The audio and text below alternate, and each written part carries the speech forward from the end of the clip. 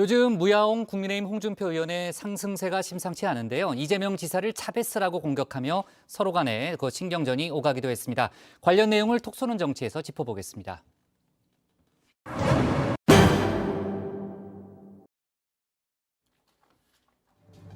어제 있었던 국민의힘 정책 발표회, 지난번 비전 발표회에 이어 두 번째 자리였는데요. 이름은 비전에서 정책으로 바뀌었지만 평가는 비슷했습니다. 토론도 없고 공약도 없고 한마디로 맥 빠진 토론회였다는 겁니다. 그나마 안상수 전 인천시장의 퍼포먼스가 눈길을 끈 정도였습니다.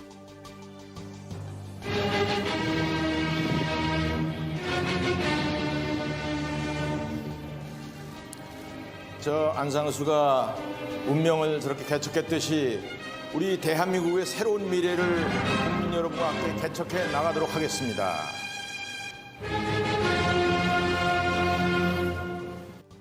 지난 비전 발표회 학예에 같다는 평가를 받았었죠. 꼭 학예의 발표였는데 학예의 발표 같다고 이게 무슨 발표인지 초등학교 학예의 발표처럼 그래 느껴집니다. 이번 정책 발표에도 학예회 시즌2라는 운명을 피할 순 없었습니다. 지루한 7분 PT에 1분 질문, 1분 답변. 역동성이라고는 찾아볼 수가 없었죠.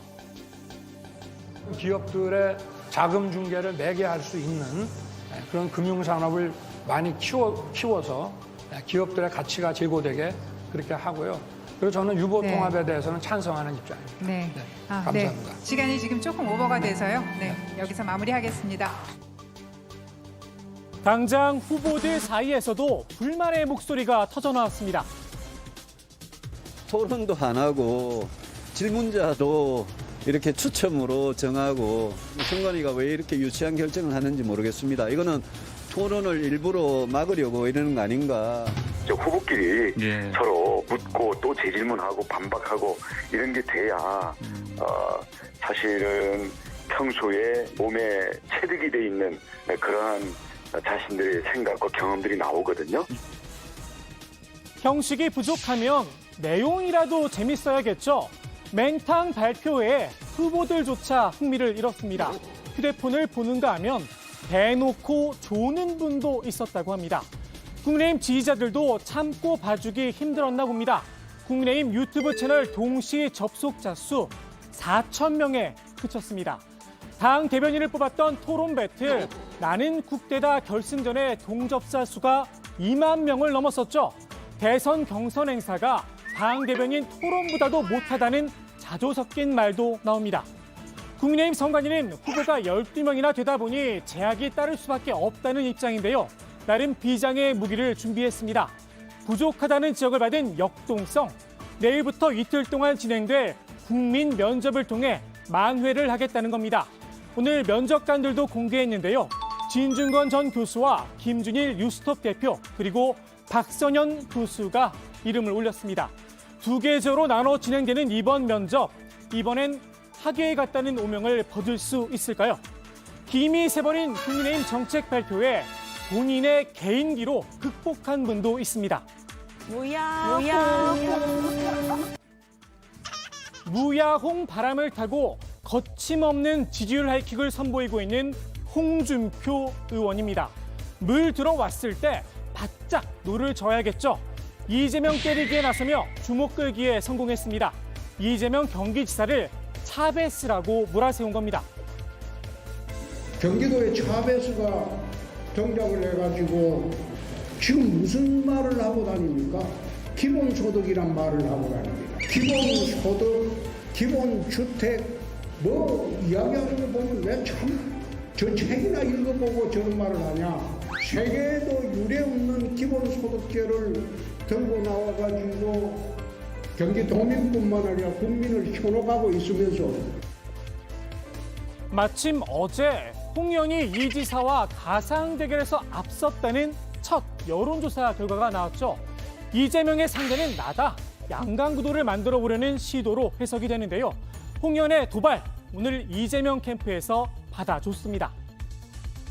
국가 수반을 목표로 하시는 분이 왜 이렇게 쉽게 외교적 결례를 저지릅니까?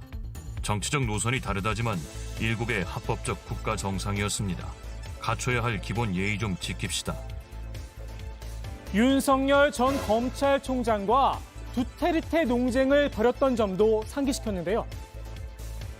행정의 수반인 대통령이 형사처벌에 관한 이런 사법 집행에 대해서 언급하는 것이 좀 어떻게 보면 두테르테식인데 내가 보고 의의가 없는데 아니 사형판결이 확정된 사람 집행하겠다는데 거기 왜 두테르테가 나옵니까?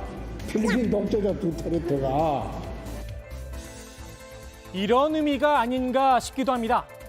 너나 잘하세요. 차베스 대 두테르테, 방식은 다르지만 둘 다 포퓰리스트의 독재자란 평가를 받고 있죠. 대한민국의 국격이 있는데 대선 후보들에게 이건 좀 적절한 비유는 아닌 듯합니다. 사이다 대 콩카콜라, 탄산 대전은 어떨까요? 예, 아무래도 투명한 민생 맛은 사이다가 좀 더 맛있다고 생각은 하고요.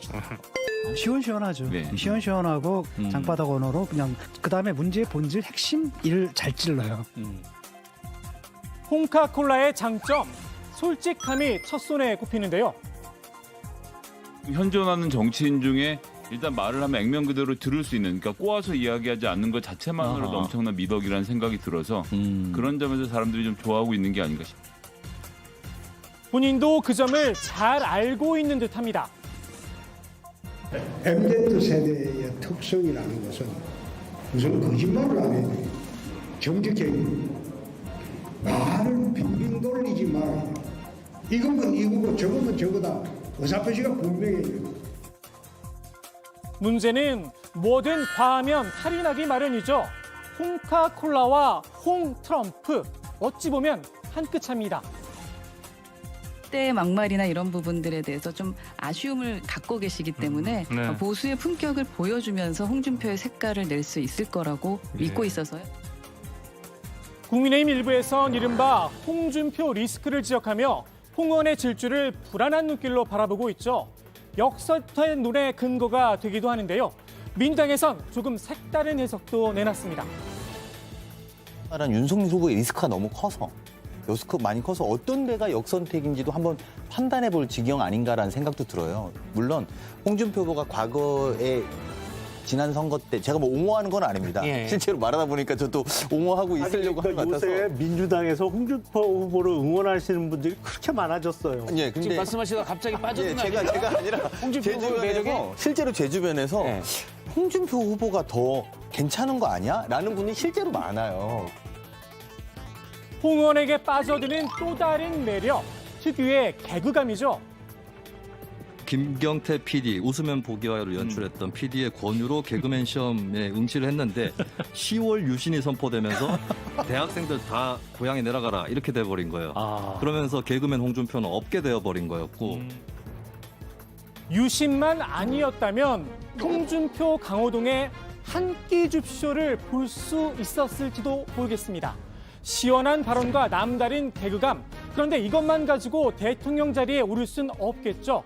결국 중요한 건 정책전 비전인데요.